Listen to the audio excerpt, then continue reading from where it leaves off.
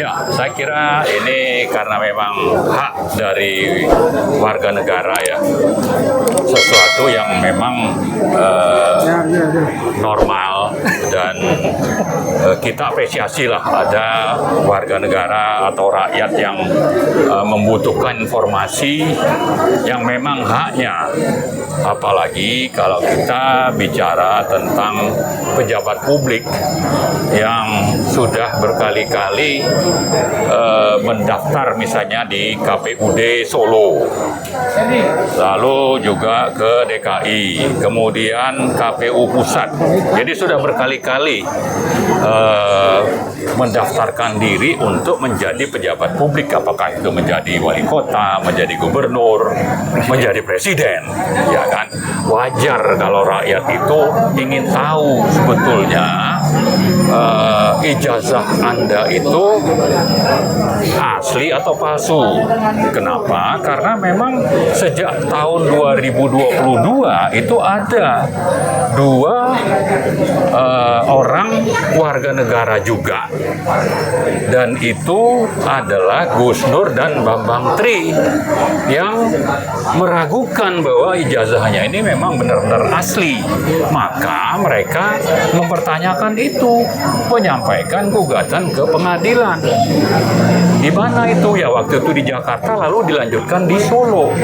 Nah, yang ada adalah mereka malah dihukum 6 tahun penjara. Bahwa mereka ini katanya membuat onar. Tapi isu utamanya yang mereka tuntut bahwa ijazah Jokowi itu mana kalau itu disebut asli. Nah, itu tidak pernah diproses di pengadilan. Yang ada tadi saya sebutkan, mereka itu justru ditangkap, ditahan sampai divonis pada bulan April kalau tidak salah tahun 2023, dihukum 6 tahun. Nah, sampai sekarang ini sebetulnya sama warga negara ini lewat Citizen Lawsuit namanya, itu ingin meminta lembaga negara yang memang punya wewenang untuk membuktikan nanti bahwa ijazah itu asli atau palsu. Jadi karena itu supaya ini tuntas ya, apalagi sudah merembet sampai Pak JK mantan Wapres itu difitnah membayar teman-teman kita, Mas Roy dan kawan-kawan itu sekitar 5 miliar katanya. Ini menjadi fitnah. Fitnah ini harus ditutup dengan apa? Dengan proses di pengadilan. Nah, kita berharap nanti Pengadilan Negeri Jakarta Selatan ini lewat CLS yang dilakukan oleh teman-teman purnawirawan itu akhirnya bisa mengambil kesimpulan. Kesimpulannya itu di mana? Adanya di pengadilan. Jadi tidak bisa seperti yang disampaikan Jokowi minggu lalu, bahwa siapa yang bilang ini meragukan ijazah saya, bahwa ini palsu, suruh kita membuktikan, bukan kita, tapi sebagai pejabat publik yang sudah mendaftar berkali-kali. Saya sebutkan di awal tadi, di KPUD, di KPUD Solo, DKI, kemudian KPU Pusat, ini ada kewajiban dari yang bersangkutan untuk menunjukkan ijazahnya. Ya, bukan sekedar dilegalisir, tapi juga tunjukkan aslinya. Dan di mana itu? Itu adanya di pengadilan. Nah, ini belum pernah terjadi. Jadi Jokowi jangan merasa paling benar, sementara ini negara hukum. Kalau negara hukum itu proses pembuktiannya itu ada di pengadilan. Nah, inilah yang saya kira teman-teman kita ini sudah melakukan gugatan.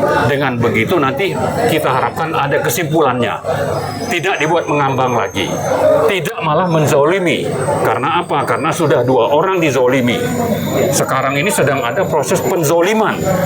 Kepada siapa? Kepada 8 orang. 3 orang sudah mundur, tinggal 5. Nah, penzoliman kepada 5 orang ini jangan sampai pernah terjadi. Kalau itu sampai terjadi, maka saya kira rakyat wajib bangkit untuk melawan. Dan kita berharap juga Presiden Prabowo Prabowo yang membawahi misalnya Polri atau Kejaksaan, ini juga harus segera bertindak untuk mendorong dua lembaga ini, yaitu Polri, kemudian Kejaksaan, supaya proses peradilan itu sendiri bisa akhirnya terlaksana. Jangan ada niat, saya juga baca berita beberapa hari yang lalu tentang bahwa ini akan dideponering misalnya, akan dihentikan. Saya kira bukan begitu caranya. Karena biar bagaimanapun hak warga negara untuk melihat keaslian atau bahwa kalau memang itu benar-benar palsu bisa terbukti, dan itu hanya bisa terbukti di pengadilan. Jangan justru deponering sehingga proses peradilan itu menjadi tidak terlaksana.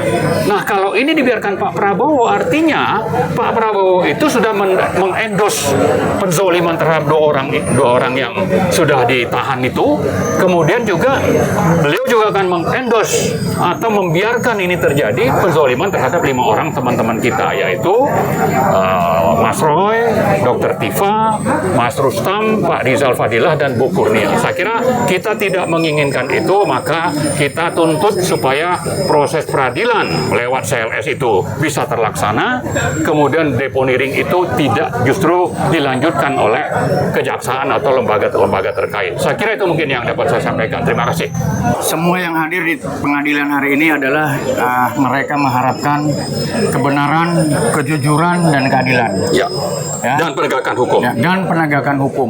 Ya. Ya, semua yang hadir di sini nih, di gedung pengadilan ini, mau lawyer, mau pesakitan, dia minta itu. Oleh sebab itu, saya pribadi menghimbau kepada para penegak hukum untuk benar, jujur, dan adil dalam penegakannya. Sehingga jangan seperti ijazah ini, ya kan ya? Ini kalau ada teorinya namanya al-mubazirin, karena ikhwanus syayatin. Mubazir itu temannya setan. Hanya satu ijazah yang pejabat publik yang harus terbuka. Jadi semuanya berdosa. Berdosa kita ini, ya kan? KPU-nya dari KPUD, KPU daerah sama KPU pusat. Kemudian MK-nya lagi. Sampai hari ini, udah berapa tahun ini orang sibuk hanya ngurus ijazah. Ijazah dan berapa biayanya, berapa tenaga, berapa orang di penjara, berapa orang disakiti. Oleh sebab itu ke depan waktu yang habis. Waktu, ya. Makanya tadi itu konsepnya al-mubaziri karena ikhwanus syayatin.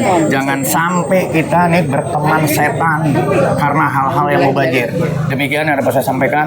Mudah-mudahan bisa terus ke atas. Saya ingin menambahkan sedikit bahwa tanggal 8 April yang lalu dalam rapat kabinet, Pak Prabowo itu menyatakan bahwa dia akan berupaya sekuat tenaga untuk apa? Untuk tegaknya konstitusi, perundang-undangan yang berlaku, semua peraturan. Dia mengajak kita semua juga untuk apa? Untuk tegaknya konstitusi dan undang-undang yang berlaku. Nah, ini satu hal yang sangat relevan dengan pidato itu.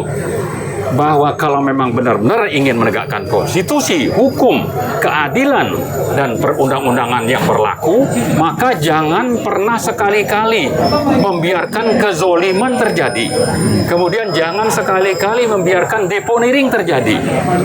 Kita ingatkan dan kita kembalikan pidatonya Pak Prabowo tanggal 8 April yang lalu yang katanya ingin menegakkan konstitusi, hukum, dan perundang-undangan yang berlaku, dan salah satunya itu adalah menegakkan hukum atas proses pembuktian tentang asli tidaknya ijazah Jokowi. Jadi kita ingatkan Pak Prabowo jangan sekedar omon-omon, ya, bahwa Pak JK sudah difitnah, tadi sudah begitu banyak waktu, tenaga, pikiran, uang, termasuk uang negara yang habis gara-gara isu ijazah palsunya Jokowi. Maka Pak Prabowo, kita kembalikan pidato Anda tanggal 8 April, buktikanlah bahwa itu tidak sekedar omon-omon. Kalau Anda akhirnya membiarkan ya deponering terjadi, kezoliman berlanjut, maka sebetulnya Anda juga ikut melakukan kezoliman seperti yang dilakukan oleh rezim Jokowi sebelumnya melalui Polri. Polri, kemudian pengadilan itu atau Mahkamah Agung sudah melakukan kezoliman terhadap dua orang. Nah, ini jangan sampai berlanjut. Ya, jadi ini peringatan juga kepada Pak Prabowo. Kita tidak mau punya presiden yang sekedar omon-omon, mau menegakkan hukum, konstitusi, perundang-undangan yang berlaku, tapi proses peradilan terhadap ijazah Jokowi itu tidak pernah terjadi. Ya, jadi jangan omon-omon, mari buktikan Anda tidak sekedar omon-omon. Saya kira itu pesan untuk Pak Prabowo. Terima kasih. Terima kasih Bang Marwan.